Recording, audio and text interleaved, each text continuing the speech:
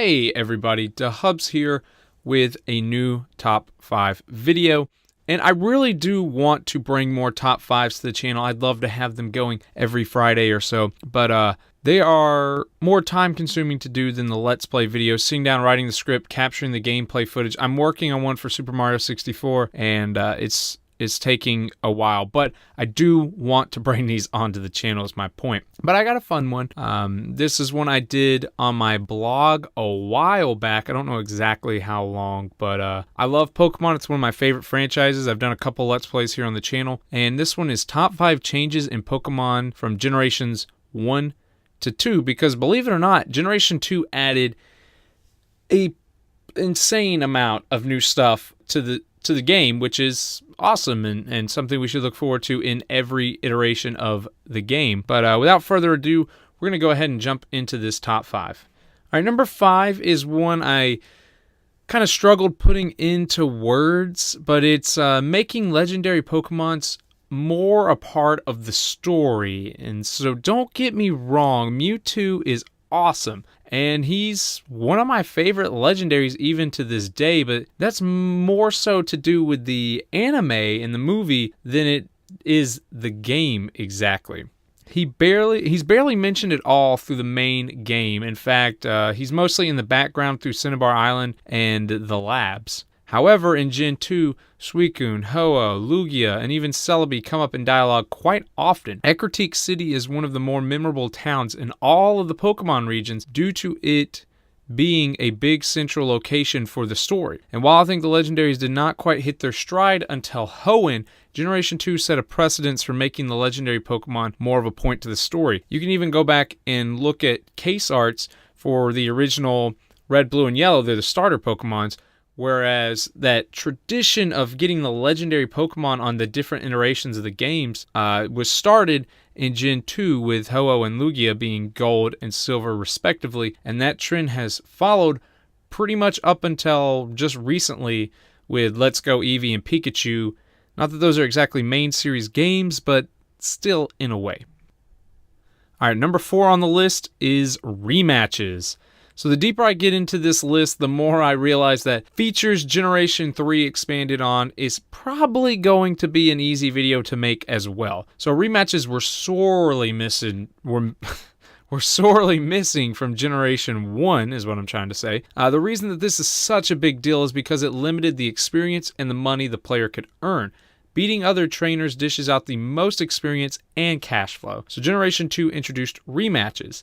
Thanks to the Pokegear, the player could receive random phone calls from other trainers they have beaten in the past. As we all know, we got a youngster, Joey, or whoever your favorite character is, calling, telling you about how he just saw a Rattata and you gotta come see how strong his Pokemons are getting, and he's just never really much competition at all.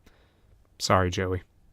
All right, number 3 is a big one. In fact, you'd probably think this would make number 1 if the other two didn't exist. This is such a big deal, and that's held items. Pokemon's holding items seem like a concept as old as the game itself. However, this feature was an addition added to Johto. They showcased this by having your starter Pokemon hold a berry, which was a nice touch in the early stages of the game as it refilled 10% of your HP once your HP got so low, and in the early stages your HP was floating around 20 or 30 or so the berry was a really nice touch. But this is not even the best example, nor does it illustrate the role held items have had. From using the experience share to help aid in leveling up your Pokemons, to the choice items, the scarf, the band, and the sash. Later generations have even added Mega Stones, Z-moves, and Eviolites. And another big one that came out after I wrote this blog post was the Assault Vest. The Assault Vest seems to be everywhere, and not to mention Berry Juice in the Little Cup division with the recycle ability is just everywhere. So held items have definitely just changed the landscape entirely. To think about a world in Pokemon without held items now is crazy. It's just insane. I don't think there's held items in Eevee and Pikachu, if I'm remembering correctly, but that game is geared more towards new players. But imagine if they came out with Generation 8 and there were no held items. It would be insanity. It'd be madness. It'd be like the streets in Bird Box.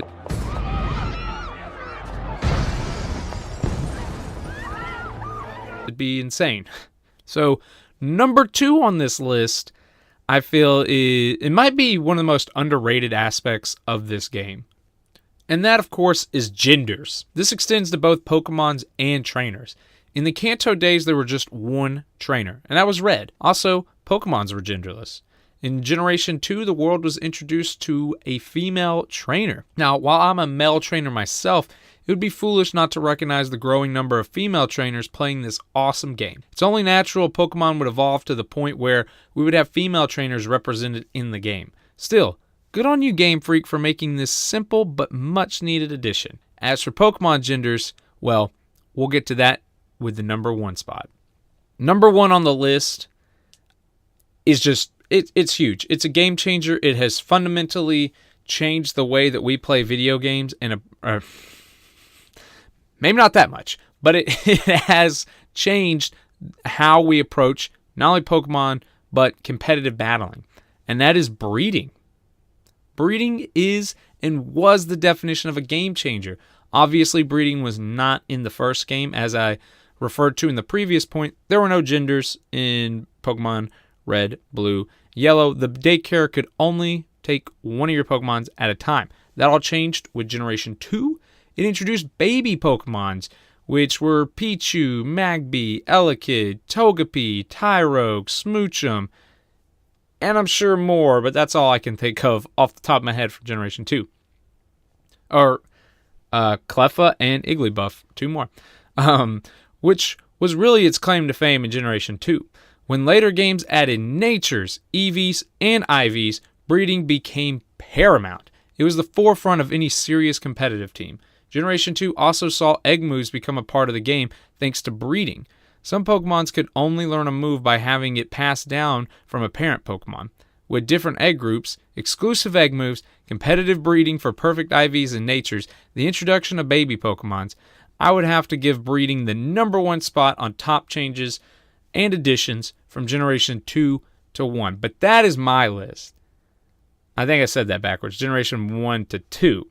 But that is my list. I would love to hear from you guys. What are some changes, additions, just improvements overall that you think Generation 2 made from the original games? And I really wanted to do an honorable mention. I did an honorable mention in my blog post, but I feel like I could do another video.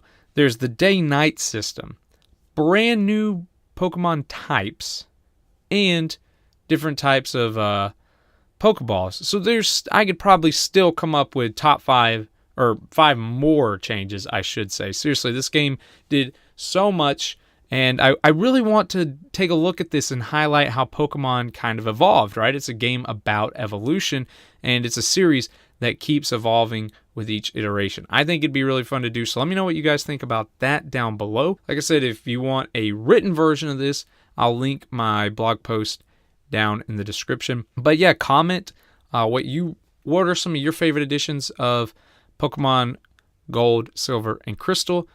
What do you guys think about top 5s? Give me some video game top 5 ideas, and I will just see you guys in the next video. Thank you guys so much for watching. Share with a friend if you enjoyed it, and you guys have a great day.